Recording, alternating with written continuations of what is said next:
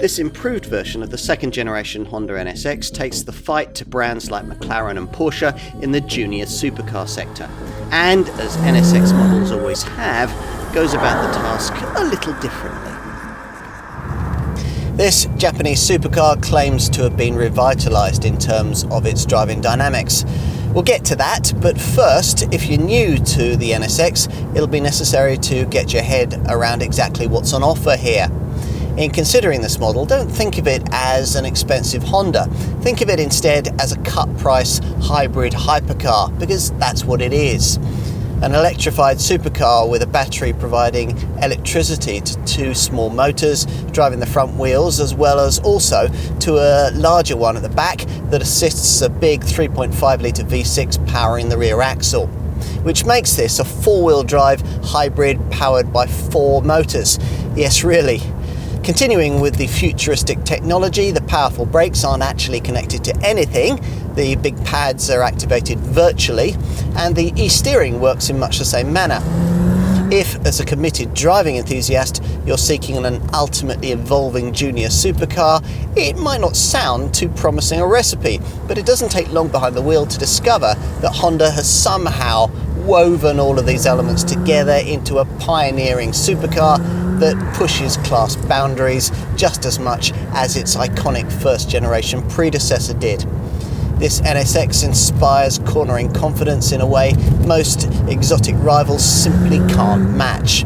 And it's certainly fast enough, despite the inevitably prodigious weight that tends to afflict any car that mates electrical output with a turbocharged combustion engine. That twin-turbo power plant generates 500 horsepower, with a further 73 horsepower contributed by the combined efforts of the three electric motors we mentioned earlier. These work together to deliver an electrified boost that smooths over the slight reductions in torque that you'd otherwise find in the upper and lower parts of the rev range. The electric unit at the back, the so-called direct drive motor, which is wedged between the twin turbocharged engine and its 9-speed dual clutch automatic gearbox, acts as both a flywheel and a starter motor.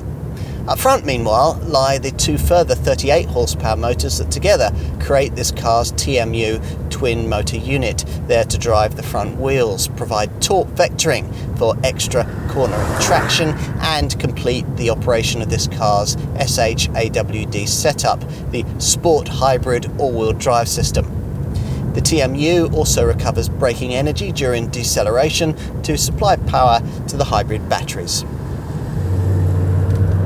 This whole SHAWD setup was recalibrated as part of changes made to this improved model, as were the settings of the adaptive dampers, which feel brilliantly judged in the way that they feel purposefully compliant over bumps and racetrack curbs. Plus, as part of those improvements, larger front and rear anti-roll stabilising bars were added, increasing stiffness by 26% at the front and by 19% at the rear.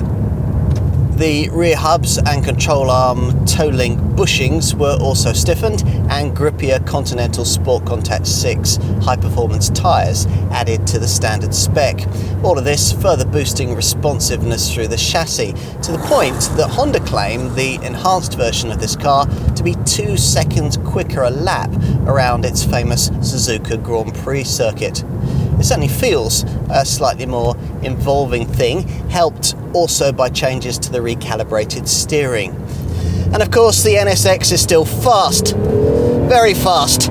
62 miles an hour can be dispatched in just 2.9 seconds en route to a 191 mile an hour maximum. Yet the electrification we've described adds frugality to an extent that a running cost improvement of around 10% is possible over this car's most obvious McLaren and Ferrari rivals. Expect 26.4 miles to the gallon on the combined cycle and 242 grams per kilometre of CO2, those being WLTP rated figures. It's an established mark of supercar styling that every exterior element should serve a distinct purpose.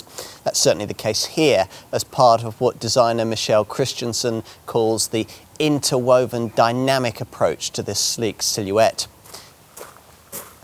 In profile, you better appreciate the way that the bonnet line, roof line, floating C-pillars and rear quarter appear as one distinctive and unified curve. It all combines with remarkably short front and rear overhangs to create a sleek yet muscular overall stance that properly conveys the required sense of purpose and power. Okay, time to take a seat inside.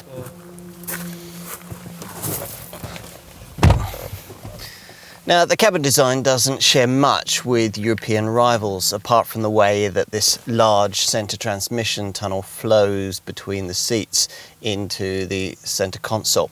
It certainly feels like a place designed to do business with the road, the focus appropriately centred on this magnesium-fashioned wheel, through which you view a driver-focused 8-inch TFT digital display, dominated by a central rev counter incorporating a digital speed readout.